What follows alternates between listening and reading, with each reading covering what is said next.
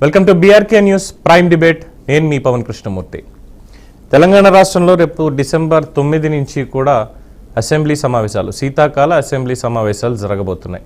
ఈ నేపథ్యంలో ముఖ్యమంత్రి రేవంత్ రెడ్డి కొన్ని సంచలన వ్యాఖ్యలు చేశారు. ముఖ్యంగా మాజీ సీఎం ప్రతిపక్ష నేత అయినటువంటి కేసీఆర్ను ఉద్దేశించి అసెంబ్లీలో ప్రతిపక్ష నేత సీటు ఖాళీగా ఉండకూడదు అంటూ హితవు పలికారు.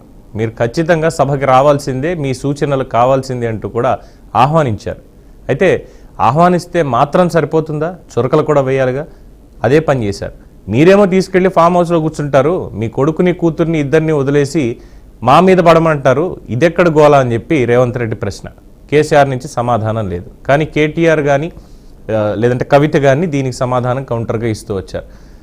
అంటే ఒక మాట చెప్పుకోవాలి, ప్రజలు ఎన్నుకున్నటువంటి ప్రజాప్రతినిధులు అసెంబ్లీకి వెళ్లకుండా, అంటే అధికారంలో లేకపోతే అసెంబ్లీకి వెళ్ళకూడదు అని ఏమన్నా రూల్ ఉందా?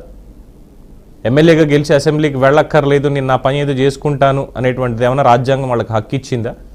ఇది కేవలం తెలంగాణకు సంబంధించినటువంటిది మాత్రమే కాదు. ఈరోజు చర్చ తెలంగాణకు సంబంధించింది కాబట్టి ప్రత్యేకంగా తెలంగాణ అసెంబ్లీ గురించి మాట్లాడుకోవాలి. ఆంధ్రప్రదేశ్ కావచ్చు, మొత్తం దాదాపుగా 5 రాష్ట్రాల్లో ప్రతిపక్షం లేదు. ప్రతిపక్ష నేతలు ఎవరైతే ఎన్నుకున్నారో, ఓడిపోయినటువంటి వాళ్ళు, అధికారంలో లేనటువంటి వాళ్ళు అసెంబ్లీకి వెళ్ళడం మానేస్తున్నారు.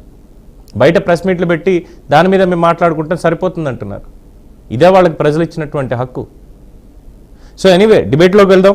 రేవంత్ రెడ్డి పిలిచినటువంటి ఇచ్చిన ఆహ్వానానికి మరి కేసీఆర్ అవును అసెంబ్లీకి వెళ్తారా లేదా, ఇదే డిబేట్.